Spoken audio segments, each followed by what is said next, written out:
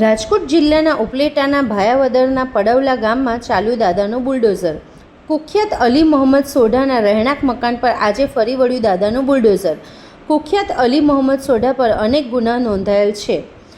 અલી મોહમ્મદ સોઢાએ સરકારી જમીન પર 300 વારમાં ગેરકાયદેસર બાંધકામ કરીને બનાવ્યું હતું રહેણાંક મકાન।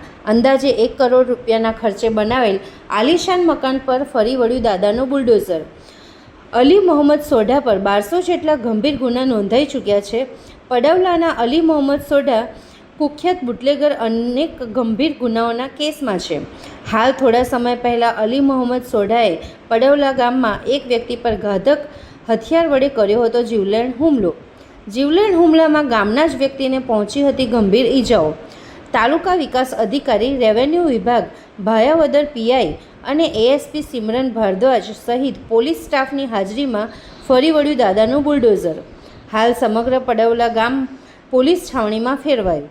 આજથી અંદાજિત 1.5 મહિના પહેલા પોલીસ દ્વારા અમને એવી માહિતી મળેલ કે પડવલા ગામે આઈપીસી 307ના આરોપી અલી મોહમ્મદ તૈયબ શેઠા એનું રહેણાંકમાં ગેરકાયદેસર મકાન હોય, તો એ બાબતે અમે ગ્રામ પંચાયતને સૂચના આપતા તેઓએ રેકર્ડ આધારિત તપાસ કરેલ અને તપાસને અંતે એમના પાસે કોઈ આધાર પુરાવા હોય એવું કોઈ સાબિત થયેલ નહીં। તો એના આધારે ગ્રામ પંચાયતે એમને 3 નોટિસ આપી, સુનાવણી કરી અને એમની પાસે પુરાવા મેળવેલા, પણ એમની પાસે કોઈ અધિકૃત પુરાવા ન હોય અને ગઈકાલે એ નોટિસની મુદત પૂર્ણ થતી હોય, માનનીય કલેક્ટર સાહેબ, માનનીય ડીડીઓ સાહેબ, માનનીય એસપી સાહેબ, રેવન્યુ વિભાગ, પંચાયત વિભાગ અને પોલીસ વિભાગના સંયુક્ત ઉપક્રમે આજે આ ડેમોલિશનની કાર્યવાહી પડવલા ખાતે હાથ ધરવામાં આવી છે। આજરોજ તારીખ 1 મઈ 2026ના રોજ રાજકોટ ગ્રામ્ય જિલ્લાના ભાયાવદર પોલીસ સ્ટેશનના પડવલા ગામ ખાતે એક મોટું ગેરકાયદેસર દબાણ હટાવવામાં આવ્યું છે।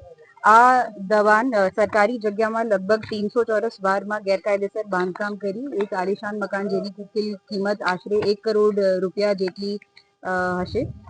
એમાં તાલુકા વિકાસ અધિકારી શ્રી RM ત્રિવેદી અને પીએસઆઈ ભાયાવદર શ્રી AB જાડેજા દ્વારા કામગીરી હાથ ધરવામાં આવી છે।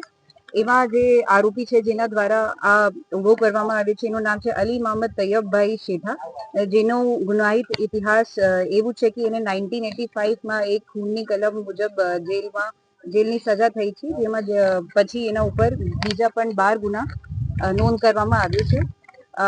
આજે જ અમારી તરફથી આ સંદેશ બધા આરોપીઓ માટે છે કે કોઈ પણ જે કાયદોનું પાલન નથી કરશે એના ખિલાફે પોલીસ કડકથી કડક એક્શન લે છે અને જિલ્લાના બીજા ડિપાર્ટમેન્ટ સાથે મળીને જે પણ એના ગેરકાયદેસર એને દબાણ કર્યું છે